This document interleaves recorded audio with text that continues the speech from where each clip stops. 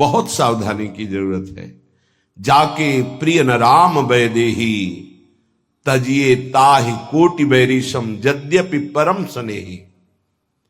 यद्यपि वो परम संबंधी है, स्नेही है, पर वो प्रभु से श्रद्धा भाव नहीं रखता है, तो हमें अंदर से उसका बिल्कुल किसी तरह का सम्मान, प्रियता ये नहीं रखनी।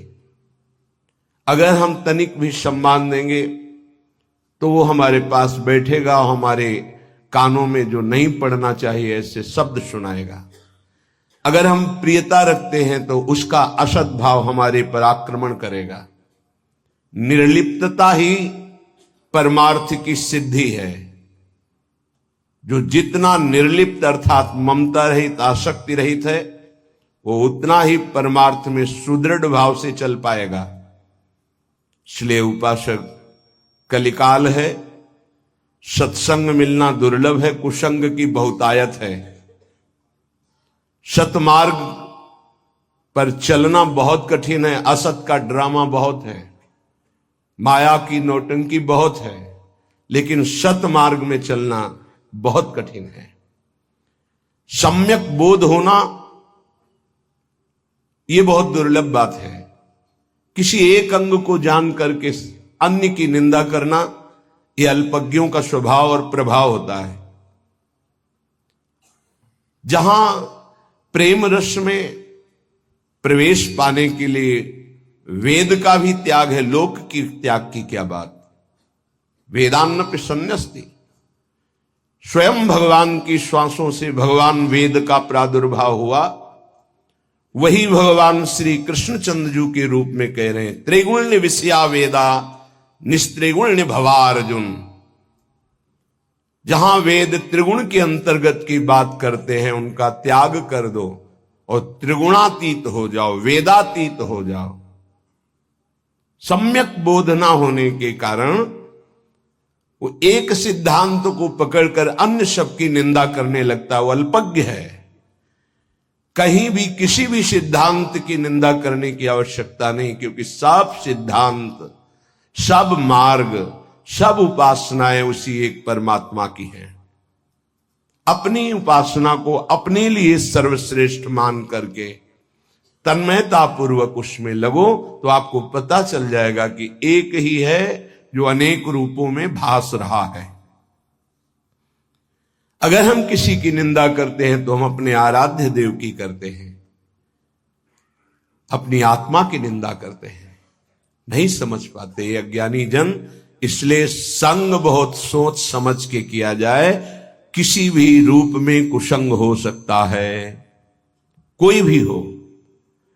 जो हमारी मति को हमारे इष्ट के नाम रूप लीला धाम सेवा स्वाध्याय इनसे विलग कर दे, वो भारी कुसंग, वो माया कुसंग फैला रही है।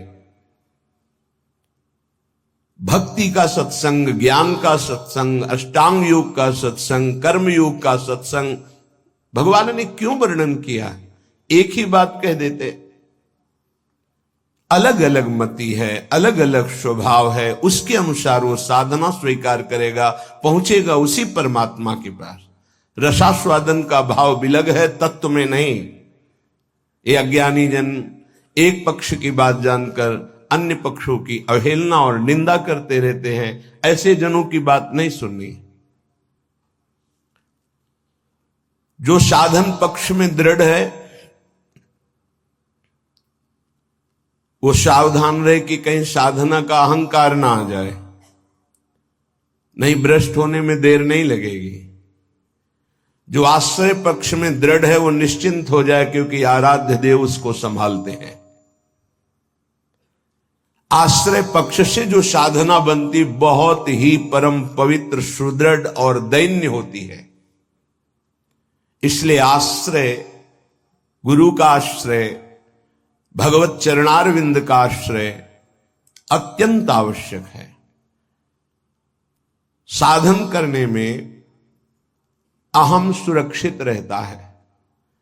अहम सुरक्षित रहने में तत्वबोध की तरफ वृत्ति ही नहीं जाती, देह भाव में रहती है। बहुत अवस्थाएं बीत जाने पर शरीर की अपना परिचय केवल बाहरी देह भाव से ही दिया जाता है। मैं अमुक, मैं अमुक, मैं अमुक। क्या साधना हो रही? साधना हो रही इसी उपाधि को मिटाने के लिए। आप शुद्ध हैं, आप ब्रह्म हैं, ज्ञान मार्ग। आप शुद्ध हैं, आप भगवान के नित्य पार्षद हैं, भक्ति मार्ग। फिर उपाधियां क्यों ये जुड़ा जाता है? मैं अमुक हूं, मैं अमुक हूं, मैं अमुक हूं। इन्हीं को मिटाने के लिए तो साधना है। शुद्ध परमार्थ का स्वरूप समझना गुरु कृपा ही केवलम। गुरु कृपा पात्र कभी देहाभिमान मलिन वृत्ति को स्वीकार ही नहीं करता, कभी किसी उपाधि को स्वीकार नहीं करता। उपाधि स्वीकार करने का मतलब है जन्म मरण का भाव पुष्ट कर लेना। कोई भी उपाधि हो, यहां से लेकर ब्रह्म पदवी तक। इसलिए सत्संगी उपासक सत्संग के द्वारा अपनी बुद्धि का मार्जन करे और अहम को दैन्य में परिवर्तित करे, तभी रंग आएगा। किसी भी तरह का अहम हृदय में हुआ तो परमार्थ ढका रहेगा। आप बातें कितनी बना ले ज्ञान विज्ञान की। बड़े बड़े महापुरुष जब अपना परिचय बताते हैं तो सोच करके हृदय द्रवित हो जाता है। कैसे परिचय बताते हैं? हनुमान जी कैसा परिचय विभीषण से बताते हैं? असमय अधम सखा सुन मोहु पर रघुवीर, ये बोल रहे हैं। जिन महापुरुषों ने अपना परिचय दिया, क्वाहम तुच्छा परम अधमा प्राणिहो गर्ह कर्मा, ये परिचय है। हम परिचय क्या देते हैं? उपाधियों का। ये उपाधि ही तो उपद्रव है, ये पदवियां ही तो परम पद से भ्रष्ट किए हुए हैं। जब तक हम कोई भी पद स्वीकार करते हैं शरीर भाव से, तो परम पद का अधिकार खो देते हैं। पद मिलना अलग बात है, स्वीकृति करना अलग बात है। पद सेवा के लिए है, स्वीकृति परमात्मा की है। पद की स्वीकृति तो अस्वीकृति हो जाएगी परमात्मा पद की। एक सूक्ष्म विषय है। देखो महामहिम श्रीपाद प्रबोधानंद जी की आंतरिक स्थिति। सर्व साधन हीनोपि, ये महिमा है। खैरे मैं समस्त साधनों से हीन हूं। सत्संग का मनन कीजिए। ध्रुवदास जी कह रहे सब अंग गुणहीन हो, ताको जतन न कोई। एक किशोरी कृपाते, जो कछु होई सो होई। सर्व साधन हीनोपि वृंदारण्यैक संश्रयः, यह कोपि प्राप्नुयात् देव